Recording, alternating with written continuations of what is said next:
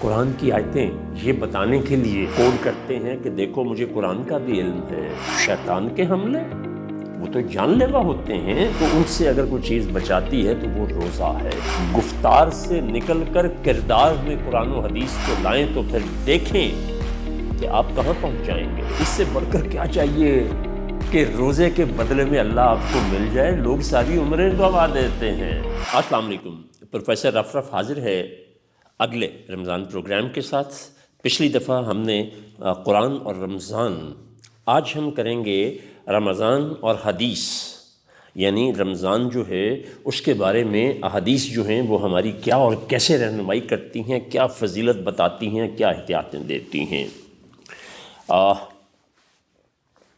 اس میں بہت ساری احادیث ہیں، لیکن اگر آپ مجھ سے کہیں کہ پروفیسر کوئی سنگل آؤٹ کر دیں کہ سب سے اہم حدیث آپ کے نزدیک کون سی ہے؟ حدیثیں تو ساری معتبر اور اپنی جگہ پر اہم ہوتی ہیں، خاص طور پہ جو بخاری و مسلم میں بیان ہوئی ہیں ان کا درجہ سب سے زیادہ ہے اور یہ انہی میں سے ہیں۔ تو روزہ میرے لیے ہے، اس کی جزا میں خود دوں گا۔ روزہ میرے لیے ہے، یہ کسی حدیث میں اللہ پاک کے حوالے سے یہ بات میرے علم میں نہیں ہے کہ آئی ہو۔ ہاں، نبی کی طرف سے ضرور ہیں، جیسے النکاح من سنتی کہ نکاح میری سنت ہے۔ تو یہ اللہ نے، اچھا کچھ علماء کرام نے اس کو اس سے بڑھ کر بیان کیا ہے۔ وہ کہتے ہیں کہ روزہ میرے لیے ہے، اس کی جزا میں خود ہوں۔ اور کیا چاہیے؟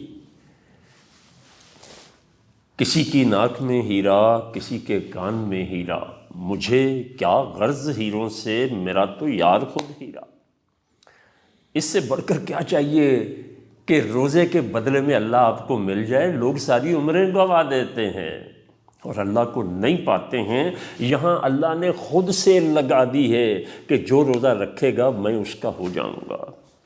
تو یہ ایک خاص وجہ ہے، یہ روحانی یا قلبی معاملہ ہے، اور دل کی باتیں دل سے ہوں تو دل والے سمجھ پاتے ہیں، ورنہ تو پھر خون کے لوتھڑے کی والی بات ہوتی ہے۔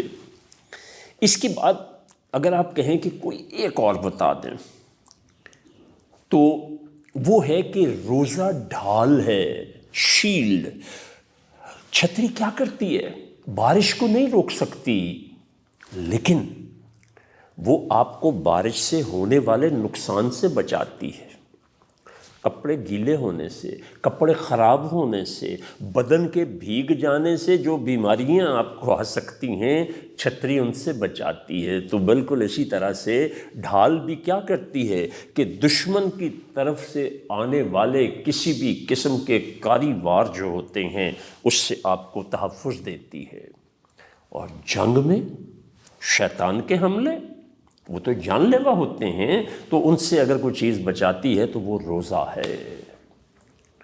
اس سے آپ اس کی اہمیت اور افادیت دونوں سمجھ سکتے ہیں کہ روزے کا احادیث کے نزدیک کیا مقام ہے، یا احادیث کی نظر میں دیکھیں تو کیا ہے۔ عام طور پہ ہمارے علماء کرام استقبال رمضان پہ جب گفتگو کرتے ہیں تو حضرت سلیمان فارسی رضی اللہ تعالیٰ عنہ سے جو روایت ہے، حدیث بہت طویل ہے کہ تم پر ایک ایسا مہینہ سایہ فگن ہونے والا ہے جس میں ساری برکات اور چیزوں کا ذکر ہے۔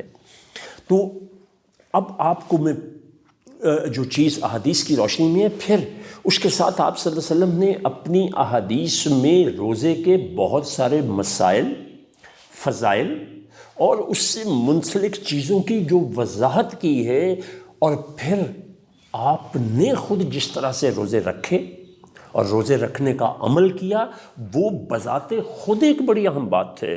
میں آپ کو ایک بات بتاؤں، آپ صلی اللہ علیہ وسلم صبح جب گھر سے نکلتے، رفع حاجت کے لیے جاتے فار کال آف نیچر، واپس آتے، نماز پڑھتے، گھر آتے تو پوچھتے کہ کھانے کو کچھ ہے، اور اگر جواب ملتا کہ یا رسول اللہ آج کھانے کو کچھ نہیں ہے، آپ متبسم ہو کر بہت پیار سے اپنی ازواج سے فرماتے کوئی بات نہیں، میں آج روزہ رکھ لیتا ہوں۔ تو روزے کے ساتھ نبی کی نسبت کتنی زیادہ ہے، اس سے اندازہ کریں۔ اور روزے کا افطار کروانا خواہ وہ ایک کھجور ہی کیوں نہ ہو، اس کا اجر بیان کیا گیا ہے۔ اس کے پیچھے آپ صلی اللہ علیہ وسلم نے جو حدیث کی شکل میں ہمیں ایک بڑا سالڈ پروگرام دیا ہے، وہ سوشلائزنگ ہے، وہ ریلیشن شپ مینجمنٹ ہے،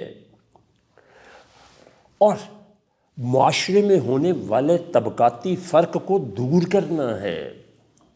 لیکن ہماری بدقسمتی کیا ہے کہ ہم قرآن کی آیتیں یہ بتانے کے لیے کوڈ کرتے ہیں کہ دیکھو مجھے قرآن کا بھی علم ہے، احادیث کو بھی اس لیے کوڈ کرتے ہیں کہ ہم حدیث جانتے ہیں، اور اپنی بات کو زیادہ پاورفل، مدلل اور خوبصورت بنانے کے لیے خدا کے لیے گفتار سے نکل کر کردار میں قرآن و حدیث کو لائیں، تو پھر دیکھیں کہ آپ کہاں پہنچ جائیں گے۔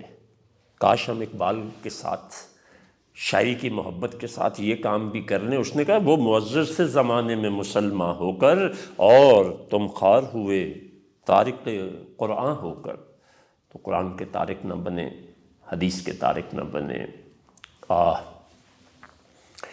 میری چونکہ بیک گراؤنڈ قانون سے بھی ہے، تو دیکھیں آئین اور کانسٹیٹیوشن جو ہے وہ جب بیان ہوتا ہے تو اس کی جو تشریح ہے وہ ہمیشہ قانون دان کرتے ہیں۔ تو آپ صلی اللہ علیہ وسلم نے اللہ کے کلام کی بہترین تشریح کر کے آسان انداز میں ہمارے سامنے پہنچایا ہے، اس لیے حدیث کی بہت بڑی کنٹریبیوشن ہے۔ بہت شکریہ۔ کل اگلے پروگرام کے ساتھ حاضر ہوں گے۔ السلام علیکم۔